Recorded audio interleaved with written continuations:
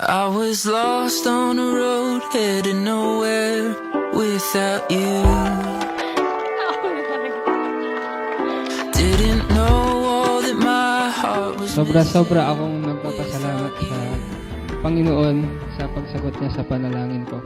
At ito ay tumayo sa altar kasama ko. Fog started drifting away. From the winter to spring, I could finally see the way. I feel so awake again. I believe in love again. Hello my love, napili ko itong regalo sa'yo dahil alam ko na bukod sa ito, ang paborito mong brand ng bag, magagamit mo rin ito sa iyong trabaho. It's just a simple gift, don't worry, hindi lang ito yung matatanggap mo, kundi buong buhay ko pa. Yun! I love you and see you later. Yun! Rested all I knew. Spent my life half asleep. Now I see you in every dream. So won't you lay here with me, baby? Tell me you never leave. To my beloved man, itong gift ko na to sa'yo ay magagamit mo araw-araw. May this gift, take care you always. Naway maging safe ka palagi. Alam ko, gusto mo yan. Sana maging masaya ka. Ride safe, brum brum, skirt skirt. See you later, I love you. From your future wife, later. Bye. I can't breathe now that you stand next to me. You make me feel awake.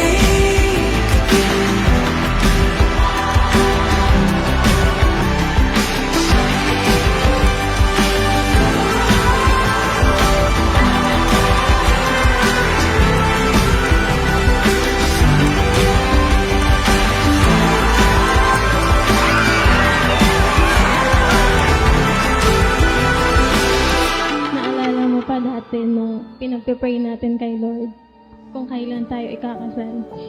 Eto na. Love, worth it ang 11 years na paghihintay natin. Salamat, Jo, dahil hindi ka nagbago simula umpisa. Salamat dahil hindi lang ako ang minahal mo, pati buong pamilya ko. Minahal mo rin ng buong buo. I can see it all, the color of the morning when summer Thank you, Senny, kasi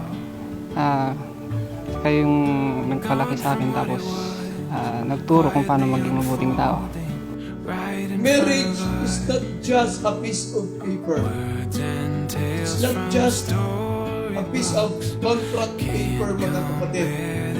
Kundi, ang marriage po, it involves a covenant with the couple and the Lord.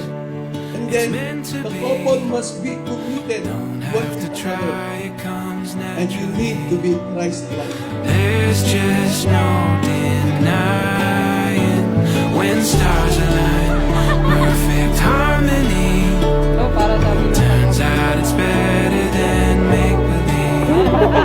But I don't need to write it. I knew you were. Sa harap ng Diyos at sa lahat ng taong nandito, ako ay nangangako mamahalin, aalagaan at pagsisilbihan kita ng buong buhay ko. Salamat dahil lagi kang andyan to push me through when things get tough. Sa mga panahong napanghihinaan ako, you're always there to cheer me up. Ikaw ang nagturo sa akin kung paano maging malakas. Salamat, love. I forget words and tales from pagsasamahan at pagmamahalan sa hirap man o ginhawa. Pangako ko sa iyo, haharapin natin ito ng magkasama dahil meron tayong Diyos na kasama. It's obvious, it's meant to be. Don't have to try, it comes naturally. There's just no denying when stars align, perfect harmony.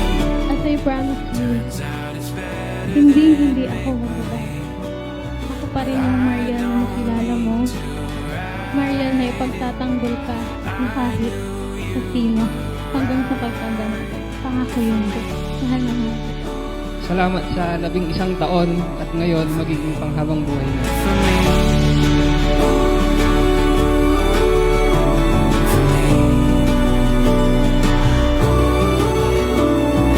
I don't need to write it.